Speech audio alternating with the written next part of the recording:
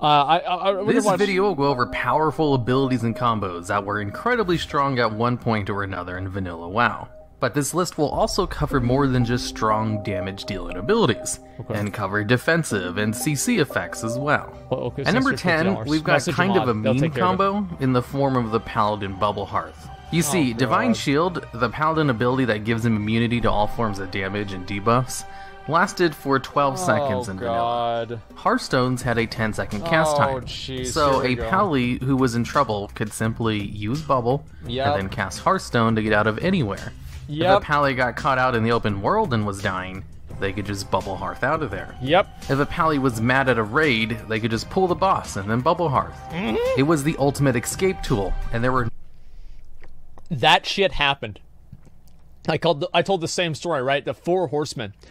This one guy literally walking in there like a bomb in slow motion, because like they kicked him out of the group, but he had like the 1 minute thing until he got removed from the instance. He was running towards Four Horsemen. This was like in Nax 40. He fucking aggroes them. And he bubble hearts out, and like the Four Horsemen just like run through the wall because we thought that they wouldn't chase us through the wall. Like Mograine just comes busting through that fucking wall like the Kool-Aid man, just killing fucking everybody, man. It was so funny. Like it was funny, but it also was like, it was annoying because it would take like 40 minutes for everybody to get back. But the first fucking time, just watching, just killing everybody, and everybody in Vent like just fucking angry. Dude, those were the days. That was so fucking fun, man. No ways to remove it in vanilla WoW, as Mass Dispel and Shattering Throw weren't added until later expansions. So, if a Pally wanted to run away, there wasn't anything you could really do to stop them. Number 9, Frost Shock. Frost Shock is also another kind of a meme ability that everyone liked to call overpowered, but it kind of deserved its infamy to an extent. Frost Shock was one of the 3 shock shamans could use, which all shared the same short 6-second cooldown. And since 3 abilities all shared the same cooldown, Blizzard wanted to balance each one in a way that made you want to pick it over the other 2. Earthshock had a baked-in interrupt that was also kind of overpowered to an extent. It was really overpowered. Flame Shock just did damage and put a dot up, and Frost Shock did damage and slowed the target for 8 seconds. Oh, I'm sorry. Did I say Frost Shock did damage? Because I meant to say Frost Shock did a lot of damage. It did way more damage than an instant cast spell with such a short cooldown really should have been able to do. It was so bad that someone literally made a video of a paladin rerolling to a shaman just to cast Frost Shock. It was that fucking ridiculous. Plus, it had a slow attached to it that was longer than its cooldown, meaning you could keep someone permanently slowed with Frost Shock. Frost Shock was one of the few ranged slows in the game that could do that, in vanilla WoW anyway, and the only one that also did damage. And in vanilla WoW where mobility was low, this was actually super powerful for that time period. So much so that Blizzard added DRs to slows in patch 1.4, basically just to deal with the Frost Shock problem. In case you were wondering, DRs don't exist on slows today. They removed them from that in the Burning Crusade. Slows were a much bigger deal in vanilla WoW, and shamans were one of the most mobile kiters thanks to Frost Shock. Number 8, Fear. Not just the Warlock ability Fear, but all Fears. Fears in vanilla WoW worked a little differently than they do today. Functionally, they are basically the same. When used on someone, they run around randomly and can't use abilities. And in vanilla WoW, Fear had a chance to break early if they took damage.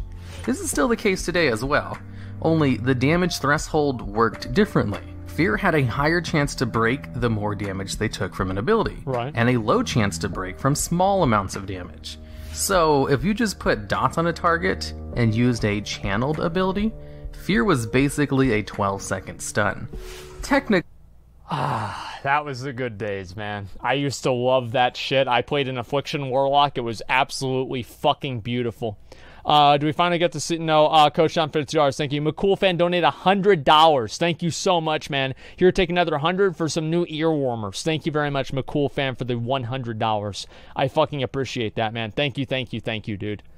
Let me get the rest of these. Hunters, priests, and warriors also had fears, but only warlocks had a spammable, no cooldown fear. So if a warlock got opened up on in PvP, they could have their invisible succubus seduce the target, turn around and cast fear. then put up full dots and use one of their 3 channeled abilities to do a ton of small ticks of damage, and basically kill people through a near permanent fear that would never break. Number 7. The cheap shot / kidney shot combo. Rogues could cheap shot out of stealth for a 4-second stun, and then combo into kidney shot for another 6-second long stun, for a total of 10 seconds of stun. The longest stun chain in vanilla WoW without some kind of special items or gimmicks. Not to be confused by the 2-minute stun chains in Mists of Pandaria that were just happening all the time. The only real downside to the stun combo was the energy and combo points required to use the 2 abilities, which could be completely offset through some items like Thistle Tea. A 10-second stun was enough time for a gear rogue to kill a low armor target, dude. So it was technically possible for rogues to kill someone of equal level while never getting hit back in exchange. And with yeah, that was the world of Roguecraft. Like, rogues were so fucking OP in vanilla WoW, it's disgusting. Like, I really do believe it's truly disgusting. Fucking tea. Yeah, they're gonna use Thistle Tea. Like, it just, the word triggers me. I don't even like to see the word. very little skill involved. A 10-second stun was powerful back then, and would be powerful today. Yep. Although this 10-second stun wasn't exclusive to vanilla WoW. It was a thing all the way until Cataclysm, when Blizzard finally put Kidney Shot and Cheap Shot on the same stun DRs. But it was really strong in vanilla WoW too, and the cause of lots of complaints about rogues being too overpowered. I wonder where those came from. Funny enough, the thing that people associate rogues to, being able to CC someone to death without ever getting hit back, didn't actually involve the Cheap Shot Kidney Shot combo, which I'll get into a little bit more later on in this list. Number 6, Curse of Shadow and Negative Resistances. Before patch 1.9, you could cause targets to go into negative resistances with either Curse of Elements or Curse of Shadow. Negative resistances were a stat that would lower damage taken by their specific element and give you a chance to resist their effects. So having high shadow resistance meant you took significantly less shadow damage and could sometimes be immune to fear and other Shadow School debuff effects. Negative resistances basically did the opposite, and caused you to do bonus damage to targets. So a Warlock throwing up a Curse of Shadow on a target, causing their shadow resistances to go into the negative, they could hit them for double damage Shadow Bolts. What the fuck? Which if they crit, could do a potential of 4 times their normal damage. What the fuck? Which was basically a guaranteed one-shot to any player. That's really good. This was so good that Blizzard just removed the ability to go into negative resistances in patch 1.9. Would you guys want to see negative resistances? Because you have that in Path of Exile, right? I mean, Path of Exile has negative resistances, but it feels like... I don't know. I think that's kind of cool. Honestly, like, I mean, the issue with, like, resistances is that, like, in PvP, it's really hard to, like, gear because you have to get resistances for everything. And so then you have people that are, like, gearing towards one resistance, and they always beat people with that resistance, etc. So it feels like it would be really stupid in PvP. But I don't know. Maybe if they had it in PvE, that would be really cool. I always thought it was stupid that you could cast a fireball on a fire elemental. You know, I don't know. To me, it doesn't make a lot of sense. As it was most likely a bug anyway, and unintended. Number 5, Mortal Strike. Mortal Strike was one of the hardest hitting instant attack abilities in the game, which scaled with weapon damage. Yeah, it sure did. For those of you who don't know, some abilities scale with weapon damage, and weapons have varying levels of damage based on speed. It did a lot of damage. So a fast weapon will do less damage than a slow weapon, since it hits more often. While a slow weapon will do a lot more single hit damage because it doesn't hit as often, and that's how Blizzard balances them out with each other. So with an instant attack like Mortal Strike that scales off the weapon's damage and doesn't care at all about its speed, you want the slowest weapon possible to make sure it could hit the hardest. And this is where the Arcanite Reaper came to fame. 3.8. The Arcanite Reaper was a high-level blue weapon that was somewhat easy to craft and extremely slow with an attack speed of 3.8, making it a monster of a weapon for warriors.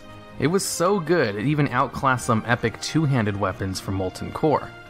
I actually like the idea of weapon speed being like a factor. Like having like a 3.2% 3.2 speed pole arm versus like the 4.0 speed big dick fucking great hammer.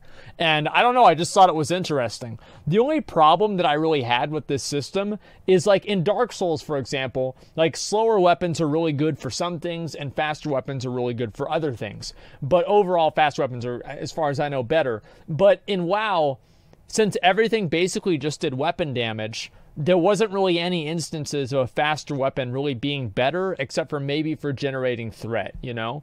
And I think that was the main issue that they had with having weapon damage and like just like flat weapon damage being a modifier for the damage for like abilities. But if they had something where like faster weapons had their own advantage, maybe they would generate more rage, etc. I do think that it could have been a really cool system they could have built on and iterated on. Despite being a level 58 blue item. So, coupled together with Mortal Strike, a middle-of-the-road geared warrior could take out half the health of a player with 1 MS. Yeah, of course. And even kill Clothies with a crit. Of course. It was easy, effortless power, and very widespread with how easy it was to obtain the Reaper. Yeah, of course. But come patch 1.8, Blizzard normalized weapon attack speed. And brought Mortal Strike more in line and no longer overpowered with an extremely slow weapon. And on a side note, because of the widespread use of the Arcanite Reaper, it was used as the model for the heirloom two-handed axe we have today. Number 4. Blind Prep.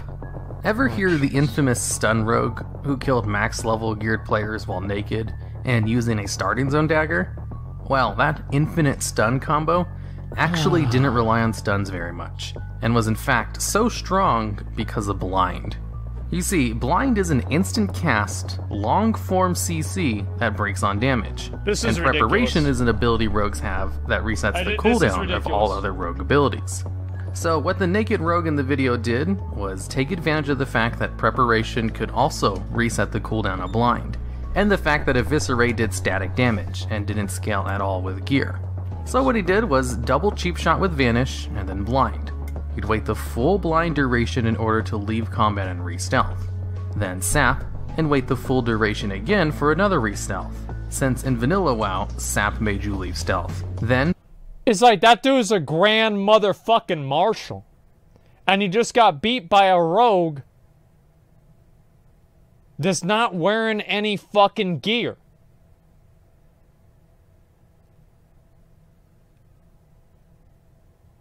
I mean, like, guys, listen, boosted? Yeah, I mean, the thing is, like, yes, there were more people, like, if you get Grand Marshal, it's called balance. Yeah, it is balanced.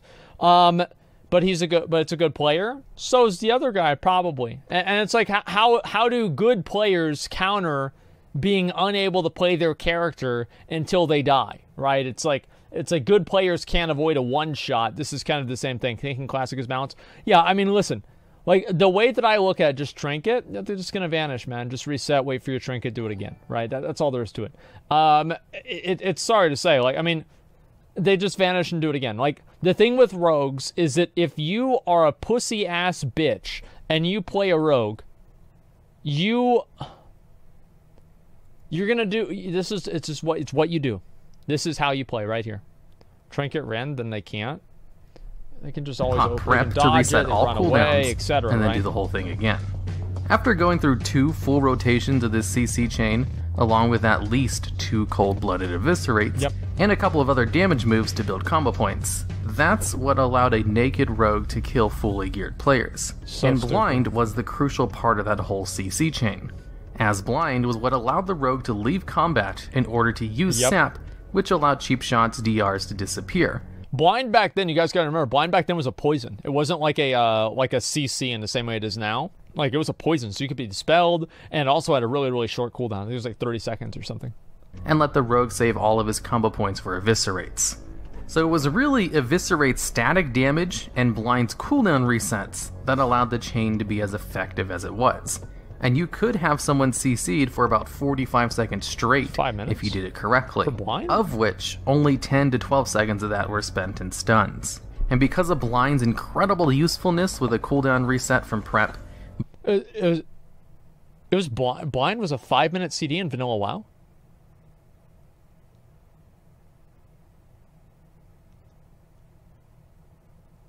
Damn, like, I never played a road back then. I thought it was like fucking, it was like 30 seconds or something. I thought you could blind all the time. Fuck, okay. Yeah, you could skill it for just 3 minutes? Yeah, well, 3 minutes is still a lot more than 30 seconds. I was totally wrong. Prep? Yeah, I don't know. I didn't know that. Blizzard made sure all future versions of Preparation excluded blind from being reset, starting with the Burning Crusade. And that's how Preparation has worked ever since. Number 3, Wind Fury Weapon. Nearing 2 points in Vanilla WoW, Wind Fury Weapon was kind of broken and overpowered. Here we Wind go. Fury is a shaman weapon enchant that gave the shaman a 20% chance on hit to proc 2 extra attacks. Before patch 1.4, this proc didn't have an internal cooldown, so it was possible for Wind Fury to proc off the 2 hits generated from Wind Fury, and theoretically could proc off of itself forever until the target died. This was also the time period before attack weapon normalization, and since the extra hits from Wind Fury basically counted as extra attacks, they did insane amounts of damage from a very slow two-handed weapon, like the Arcanite Reaper. There was even a famous video of a shaman going around with a legendary mace from Molten Core, one-shotting people with Wind Fury procs. Eventually, though, Warriors could do that easy. Like, the thing is, like, like a shaman's highlight reel is a warrior's, like, that's like B footage. You know, you show that between other things. Like a shaman's highlight reel. Oh my god, look at this big crit. Wow. And it's like warriors just do that all the time. So, like, whenever I originally saw that video, I wasn't impressed.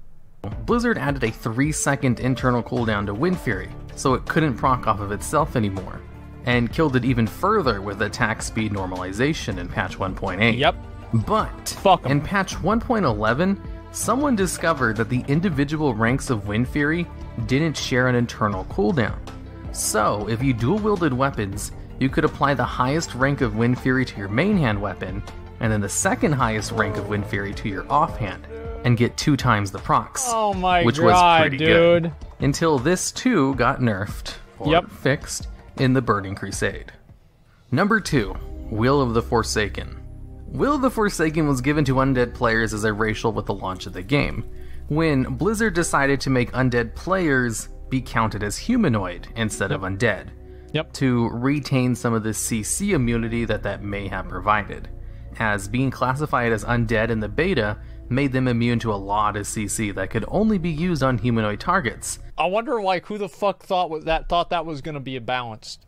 Oh, well, they're just undead, so they just don't get CC'd by, like, fucking half of everything. It's like, who the fuck thought that was gonna be balanced? I wonder. Like sheep, and just made them immune to fears altogether.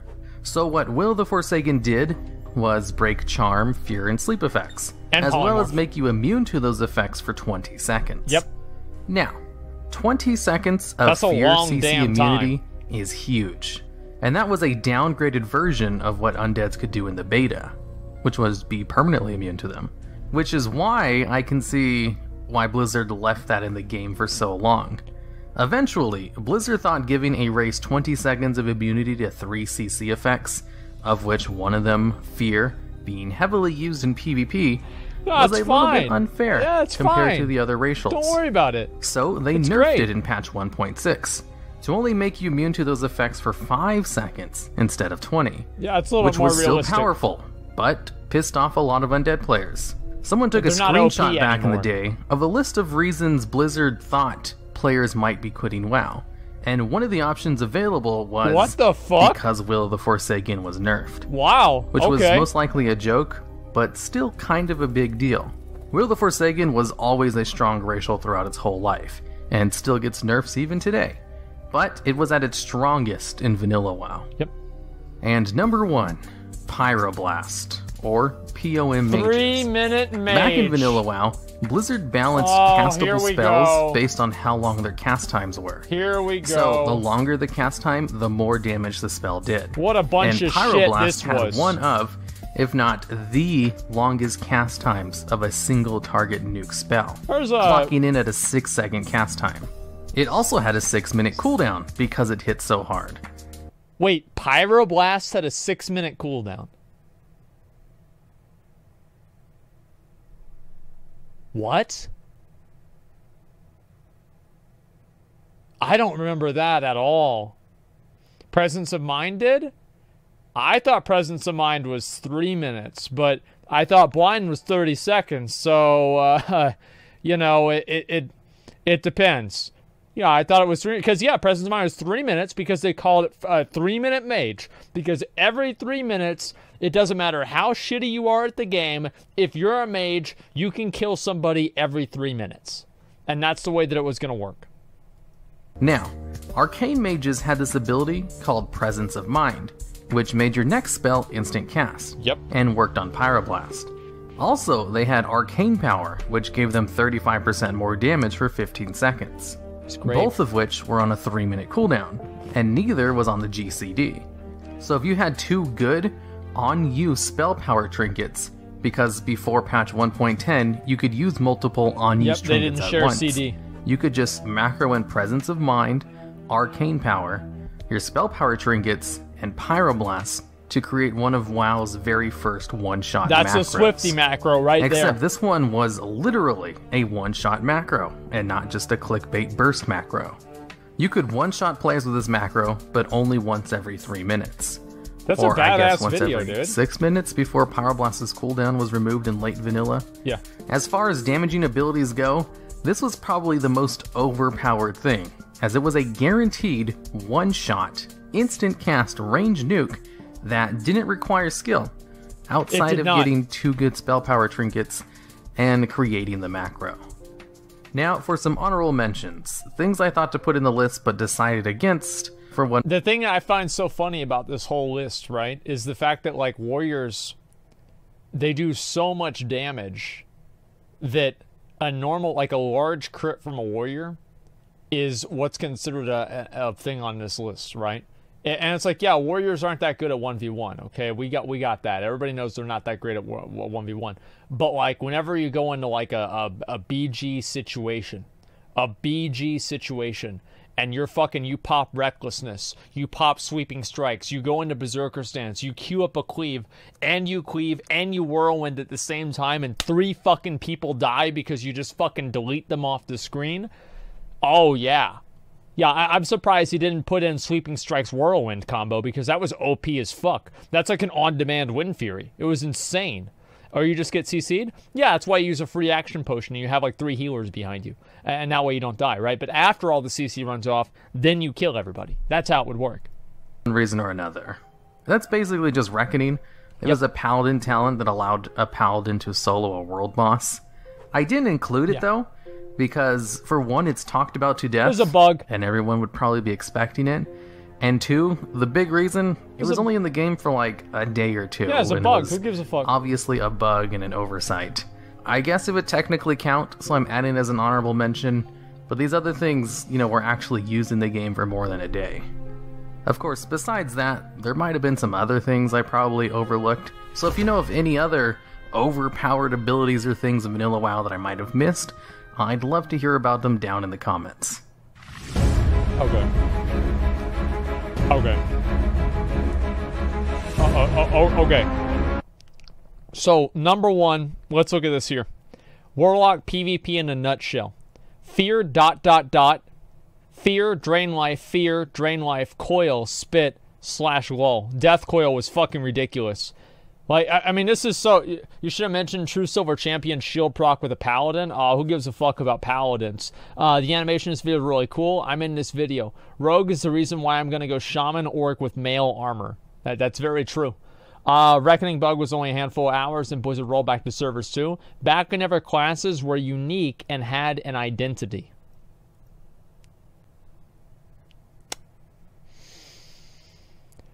That's gonna be a big true from me. Yeah, that's gonna be a big true.